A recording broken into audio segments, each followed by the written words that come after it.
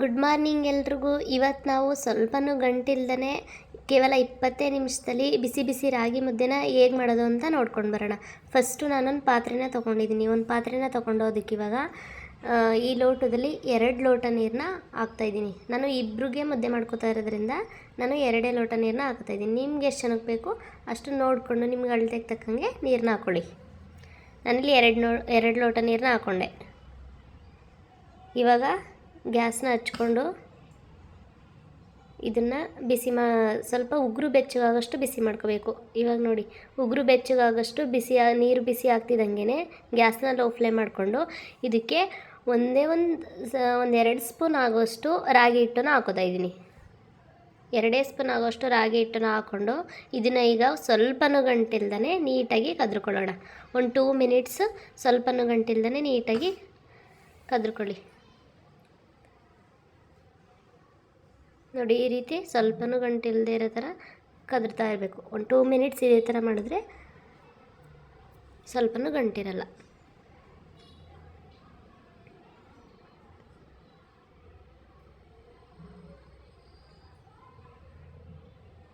ಈ ರೀತಿ ಚೆನ್ನಾಗಿ ಕದ್ರಿ.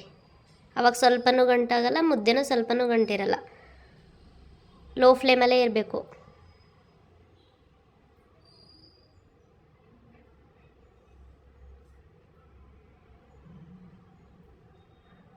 ನೋಡಿ, ಈ ರೀತಿ ಚೆನ್ನಾಗಿ ಕದ್ರಕೊಂಡಾದಮೇಲೆ ನೋಡಿ ಈ ರೀತಿ ಆಯಿತು, ಸ್ವಲ್ಪನೂ ಗಂಟಿಲ್ದೇ. ಇವಾಗ ಇದನ್ನು ನಾನು ಹೇಳಿದ 20 ನಿಮಿಷದಲ್ಲಿ 2 ಮಿನಿಟ್ಸ್ ಮುಗೀತು. 2 ಮಿನಿಟ್ಸ್ ಈ ಥರ ನೀಟಾಗಿ ಕದ್ರಾಯಿತು. ಇವಾಗ ಇದನ್ನು ಒಂದು 10 ಮಿನಿಟ್ಸ್ ನೀಟಾಗಿ ಕುದಿಯಕ್ಕೆ ಬಿಡೋಣ. ನೋಡಿ, ಇವಾಗ 10 ಮಿನಿಟ್ಸ್ ಆದಮೇಲೆ ಇದು ಈ ರೀತಿ ಕುದೀತಾ ಇದೆ. 10 ಮಿನಿಟ್ಸ್ ಈ ರೀತಿ ನೀಟಾಗಿ ಕುದಿಯಕ್ಕೆ ಬಿಡಬೇಕು.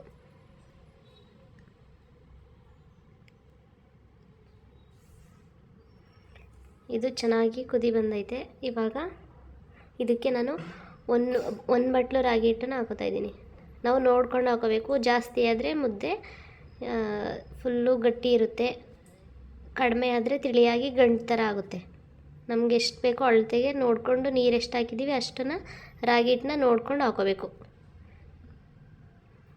ಇವಾಗ ಅದು ನೀಟಾಗಿ ಒಂದು 8 ನಿಮಿಷ ಕುದಿಯಕ್ಕೆ ಬಿಟ್ಟಿದೆ. ರಾಗಿ ಹಿಟ್ಟು ಹಾಕಾದ್ಮೇಲೆ ಒಂದು 8 ನಿಮಿಷ, ಅದರಲ್ಲಿ 20 ನಿಮಿಷನೂ ಮುಗೀತು. ಈಗ 20 ನಿಮಿಷದಲ್ಲಿ ಬಿಸಿ ಬಿಸಿ ರಾಗಿ ಮುದ್ದೆ ರೆಡಿಯಾಗೈತೆ. ಇವಾಗ ಇದನ್ನು ನೀಟಾಗಿ 8 ನಿಮಿಷ ನೀಟಾಗಿ ಅದು ರಾಗಿ ಹಿಟ್ಟು ನೀರಿನ ಜೊತೆ ಕುದ್ಮೇಲೆ ಇವಾಗ ಇದನ್ನು ನೀಟಾಗಿ ಕದ್ರುಕೊಳ್ಳೋಣ.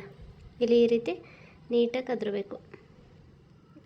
ಗ್ಯಾಸ್ ಆಫ್ ಮಾಡಬೇಡಿ, ಗ್ಯಾಸ್ ಲೋ ಫ್ಲೇಮಲ್ಲೇ ಇರಲಿ. ಈ ರೀತಿ ಮಾಡೋದ್ರಿಂದ ಸ್ವಲ್ಪನೂ ಗಂಟಾಗಲ್ಲ. ಕೆಳಗಡೆ ಇಳಿಸಿ ಈ ರೀತಿ ತಿರುಗಿದ್ರೆ ಮುದ್ದೆನ ಬೇಗ ಗಂಟಾಗ್ಬಿಡುತ್ತೆ. ಅದಕ್ಕೆ ಗ್ಯಾಸ್ನ ಲೋ ಫ್ಲೇಮಲ್ಲಿ ಇಟ್ಕೊಂಡು ಈ ರೀತಿ ನೀಟಾಗಿ ಕದ್ರುಕೊಳ್ಳಿ. ಇದು ನೀಟಾಗಿ ತಿರುಗಿ. ನಾನು ಬರೀ ಇಬ್ಬರಿಗೆ ಮುದ್ದೆ ಮಾಡ್ತಾ ಇರೋದ್ರಿಂದ 2 ಮುದ್ದೆ ಮಾಡ್ತಾ ಇರೋದ್ರಿಂದ ನಾನು ಸೌಟಲ್ಲೇ ತಿರುಗ್ತಾ ಇದ್ದೀನಿ. ನೀವು ಜಾಸ್ತಿ ಜನಕ್ಕೆ ಮುದ್ದೆ ಮಾಡಿದ್ರೆ ನೀವು ಮುದ್ದೆ ತಿರುಗೋ ಕೋಲಲ್ಲಿ ತಿರುಗೋಬೇಕು. ಜಾಸ್ತಿ ಇಟ್ಟಿದ್ರೆ ನೀಟಾಗಿ ತಿರುಗೋಕ್ಕಾಗಲ್ಲ ಸೌಟಲ್ಲಿ, ಅದರಿಂದ ಮುದ್ದೆ ಕೋಲನ್ನೇ ತೊಗೊಂಡು ತಿರುಗಬೇಕು. ಈ ರೀತಿ ಒಂದು 10 ಸೆಕೆಂಡ್ಸ್ ಈ ರೀತಿ ಗ್ಯಾಸ್ ಮೇಲೆ ಬಿಡೋಣ, ತಿರುಗ್ಬಿಟ್ಟು. ಗ್ಯಾಸ್ ಆಫ್ ಮಾಡೋಂಗಿಲ್ಲ. ನೋಡಿ, ಇವಾಗ ಮತ್ತೆ ಬಿಸಿ ಆಗೈತೆ. ಅವಾಗ ಮತ್ತೆ ಈ ರೀತಿ ಕದ್ರುಕೊಂಡು ನೋಡಿ ಸ್ವಲ್ಪನೂ ಗಂಟಿಲ್ದಂಗೆ ಆಯಿತು. ಇದನ್ನು ಕೆಳಗಡೆ ತಗೊಳ್ಳೋಣ. ಕೆಳಗಡೆ ಇಳ್ಕಿ ಮತ್ತೆ ನೀಟಾಗಿ ಕದ್ರುಕೊಳ್ಳಿ. ಸ್ವಲ್ಪನೂ ಗಂಟಿರಬಾರ್ದು. ಆ ಥರ ಗ್ಯಾಸ್ ಮೇಲೆ ಕದ್ರುಕೊಳ್ಳೋದ್ರಿಂದನೇ ಮುದ್ದೆನ ನೀಟಾಗಿ ತಿರುಗೋದ್ರಿಂದನೇ ಗಂಟಾಗಲ್ಲ. ನಾವು ಒಂದೇ ಸಲ ಕೆಳಗಡೆ ಇಡ್ಕಿ ತಿರ್ಗೋಕೆ ಹೋದರೆ ಅದು ಗಂಟಾಗ್ಬಿಡುತ್ತೆ ಮುದ್ದೆ ಎಲ್ಲ. ನಮ್ಮ ಹಳ್ಳಿ ಕಡೆ ಜಾಸ್ತಿ ತಿಂತೀವಿ ಮುದ್ದೆನ. ಈಗ ನಾನು ಮುದ್ದೆ ಕಟ್ಕೊಳ್ಳೋಕ್ಕೆ ಅಂತ ಒಂದು ಬೌಲಲ್ಲಿ ನೀರು, ಹಾಗೆ ನಾನು ಸಿಲ್ವರ್ ಪ್ಲೇಟ್ನ ತೊಗೊಂಡಿದ್ದೀನಿ. ಸ್ಟೀಲ್ ಪ್ಲೇಟಲ್ಲಿ ಏನಾದರೂ ನಾನು ಮುದ್ದೆ ಕಟ್ಟೋಕೆ ಹೋದರೆ ಅದು ಹಂಗೆ ಅಂಟಂಗೆ ಆಗುತ್ತೆ, ಮುದ್ದೆ ನೀಟಾಗಿ ರೋಲ್ ಮಾಡೋಕ್ಕಾಗಲ್ಲ. ಅದಕ್ಕೆ ನಾನು ಸಿಲ್ವರ್ ಪ್ಲೇಟ್ನ ತೊಗೊಂಡಿದ್ದೀನಿ. ಸಿಲ್ವರ್ ಪ್ಲೇಟಲ್ಲಿ ತೊಗೊಂಡು ನಮ್ಗೆ ಎಷ್ಟು ದಪ್ಪ ಬೇಕು ಮುದ್ದೆ ಅಷ್ಟು ಹಿಟ್ಟನ್ನು ಹಾಕ್ಕೊಂಡು ಪ್ಲೇಟ್ ಮೇಲೆ ಸ್ವಲ್ಪ ನೀರು ಹಾಕೋಬೇಕು ಫಸ್ಟು. ಕೆಲವೊಬ್ಬರು ಎಣ್ಣೆ ಎಲ್ಲ ಹಾಕೋತಾರೆ, ನಾವು ಯಾವಾಗಲೂ ಎಣ್ಣೆ ಯೂಸ್ ಮಾಡಲ್ಲ.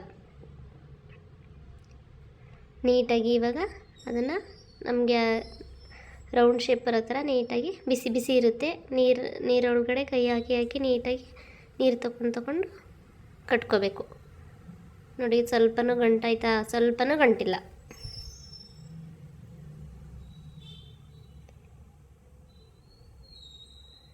ಈ ರೀತಿ ಮಾಡೋದ್ರಿಂದ ಈ ರೆಸಿಪಿನ ನೀವು ಒಂದು ಸಲ ಟ್ರೈ ಮಾಡಿ. ಮುದ್ದೆ ಸ್ವಲ್ಪನೂ ಗಂಟಿಲ್ದೇ ಬಂದರೆ ನೀವೇ ಹೇಳ್ತೀರಾ, ಕಮೆಂಟ್ ಮಾಡ್ತೀರಾ ಆವಾಗ ಮುದ್ದೆ ಯಾವ ರೀತಿ ಬಂದೈತೆ ಅಂತ.